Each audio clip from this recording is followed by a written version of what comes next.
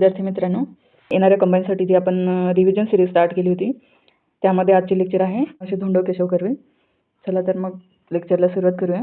यांचा जन्म झाला आहे 18 एप्रिल 1858 मध्ये. त्यांचं गाव आहे मुरुड तालुक्यातील शेरवली गाव. आयोगाचा ट्रेंड आहे समाजसुधारक आणि त्यांचे जन्मगाव विचारण्याचा. हे जन्मतारीख लक्षात नाही राहिली तरी चालते, फक्त इयर आणि जन्मगाव लक्षात ठेवणे. शेरवली गाव. त्यांचं पूर्ण नाव काय? धोंडो अण्णासाहेब केशव कर्वे. अण्णासाहेब केशव कर्वे. ठीक आहे. प्राथमिक शिक्षण त्यांचं कुठे झालं? मुरुड येथेच. शिक्षक कोण होते त्यांचे? सोमन गुरुजी. पहिला विवाह कधी झालाय त्यांचा? 1873 मध्ये राधाबाई यांच्याशी. तर दुसरा विवाह झालाय त्यांचा गोदूबाईंशी. त्यांचं नाव नंतर झालंय आनंदीबाई कर्वे. ठीक आहे. नंतर शिक्षणासाठी संघर्ष. 6वीच्या परीक्षेसाठी त्यांनी कुंभारली घाटातून 3 दिवस पायी चालून साताऱ्याला गेले. नंतर पुढील शिक्षण त्यांनी रत्नागिरीत पूर्ण केले. तेथेच एका मराठी शाळेत त्यांनी शिक्षकाची नोकरी केली. मॅट्रिक उत्तीर्ण कधी झाले? 1881 मध्ये. आता त्यांचा शैक्षणिक प्रवास बघूया. त्यांचं BA कंप्लीट झालंय कधी? तर 1884 मध्ये मुंबईतील विल्सन कॉलेजमधून. कधी पूर्ण झालं हे लक्षात नाही ठेवायचं, फक्त कोणतं कॉलेज होतं? Wilson college. मुरुड फंडाची त्यांनी स्थापना केली कधी? 1886 मध्ये. MA पूर्ण केलं 1887 मध्ये. त्यांच्या पहिल्या पत्नीचं निधन झालं 1891 मध्ये. नंतर फर्ग्युसन कॉलेजमध्ये प्राध्यापक म्हणून त्यांनी नोकरी केली कधी? तर 1891 मध्ये जॉईन केलं. ते कशाचे प्राध्यापक होते? गणिताचे.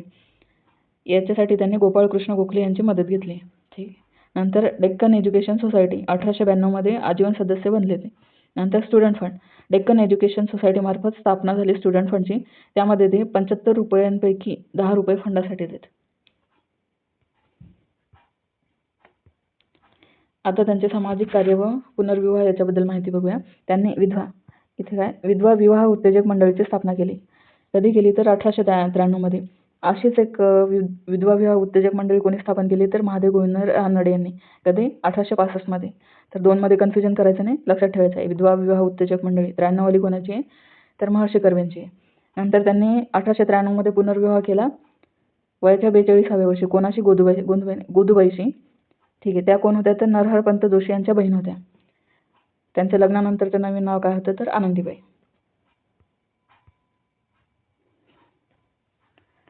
नंतर त्यांनी 1896 मध्ये अनाथ बालिकाश्रमाची स्थापना केली. कुठे केली? तर पुण्यातील सदाशिव पेठेत. सुरुवात कधी झाली? 1 जानेवारी 1899. ठीक. प्लेगच्या साथीमुळे त्यांनी संस्था पुण्याहून हिंगणे येथे स्थलांतरित केली. तिथे जमिनीचं दान त्यांना कोणी केलं? तर गोविंद गणेश जोशी यांनी. किती एकर जमीन दिली? 6 एकर जमीन दान केली. प्रारंभिक विद्यार्थिनी किती होत्या? 8 मुली. नंतर त्यांनी महिला महाविद्यालयाची स्थापना केली. स्थापना कधी केली? तर 1807 मध्ये हिंगणे येथे.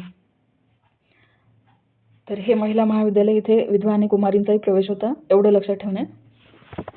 याची स्थापना हिंगणेमध्ये झाली.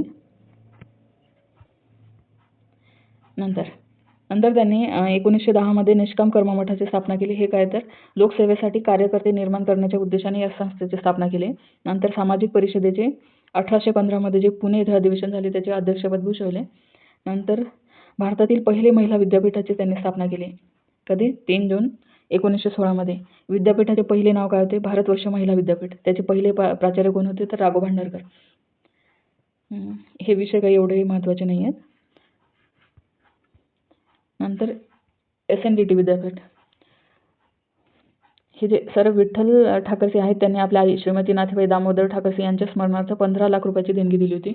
म्हणून यांनी विद्यापीठाचे नामांतरण काय केले? श्रीमती नाथीबाई दामोदरदास ठाकरसी महिला विद्यापीठ, ज्याला आपण आज SNDT म्हणून ओळखतो. याला 1949 मध्ये विद्यापीठाचा अधिकृत दर्जा भेटला. ठीक आहे. आता त्यांचे जागतिक दौरे बघूया. त्यांनी जवळपास जपान, अमेरिका, जर्मनी, इंग्लंड आणि आफ्रिका यांचे दौरे केले. आंतरराष्ट्रीय सहभागामध्ये काय? तर जपान व स्वित्झर्लंड येथील शिक्षण परिषदांना त्यांनी प्रत्यक्ष हजेरी लावली. त्यांची महत्त्वाची भेट हे लक्षात ठेवणे. त्यांची महत्त्वाची भेट कोणासोबत झाली होती? Albert Einstein. जवळपास त्यांनी हा 13 महिन्याचा दौरा केलेला आहे, हे लक्षात ठेवणे. नंतर त्यांचे शैक्षणिक आणि सामाजिक संस्था बघूया. त्यांनी महाराष्ट्र ग्राम प्राथमिक शिक्षण मंडळ याची स्थापना केली कधी? तर 1836 मध्ये. नंतर समता मंचाची स्थापना केली 1936. हे 1944 मध्ये. त्यांनी मासिक काढले एक मानवी समता म्हणून. मानवी समता मासिक त्यांनी कधी सुरू केलं? तर 1944 मध्ये. ठीक आहे. जाती निर्मूलन संस्थेची स्थापना कधी केली त्याने? तर 1948 मध्ये. समाजातील जातीभेद दूर करण्यासाठी.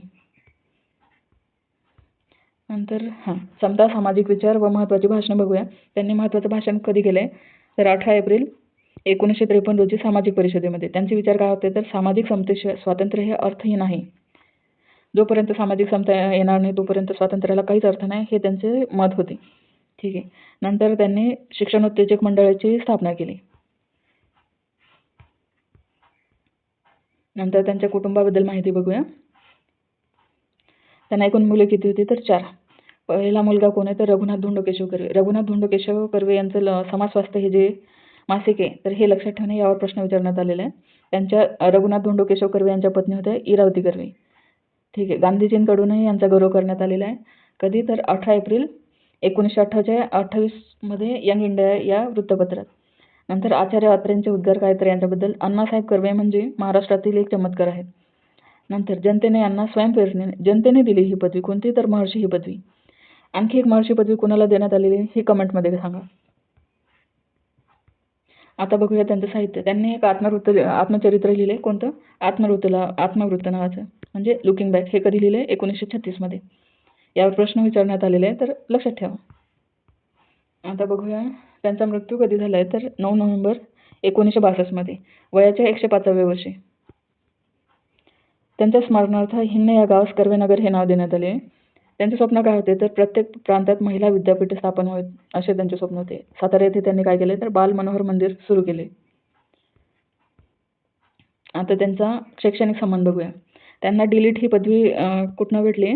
पुणे विद्यापीठ 1951 मध्ये, बनारस विद्यापीठाकडनं 1952 मध्ये आणि SNDT विद्यापीठाकडनं 1954 मध्ये. कोणती पदवी भेटली? डिलीट.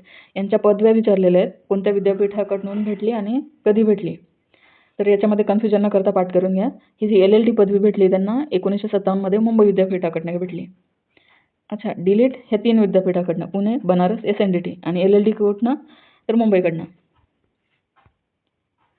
आता राष्ट्रीय सन्मान बघूया. त्यांना पद्मभूषण कधी मिळालं आहे? 1955 मध्ये. भारतरत्न कधी मिळालं आहे? 1958 मध्ये. 1958 हे त्यांचं जन्मशताब्दी वर्ष होतं, म्हणजे त्यांना 100 वर्ष कंप्लीट झाले होते. हे भारतातील भारतरत्न मिळवणारे पहिले भारतीय आणि पहिले महाराष्ट्रीयन व्यक्ती ज्यांना भारतरत्न मिळाले. कधी? 100व्या वर्षी 1958 मध्ये. यावर प्रश्न विचारण्यात आलेले तर हे लक्षात ठेवा. नंतर महर्षी कर्वे यांच्या इतर संस्था बघूया. महिला अध्यापन शाळा त्यांनी सुरू केली कधी तर 1917 मध्ये. नंतर पुणे कन्याशाळा 1918 मधली, सातारा कन्याशाळा 1935, वाई कन्याशाळा 1949, महिला निवास 1960 मध्ये. हे सोडून आणखी एक लक्षात ठेवा की त्यांनी फर्ग्युसन कॉलेजमध्ये जे गणिताचे प्राध्यापक म्हणून नोकरी केली ती टिळकांच्या जागेवर आले होते. तर महर्षी धोंडो केशव कर्वेंबद्दल आपण संपूर्ण माहिती बघितली. लेक्चर कसे वाटले हे कमेंटमध्ये कळवणे. आवडल्यास लाईक आणि सबस्क्राईब करा. थँक्यू.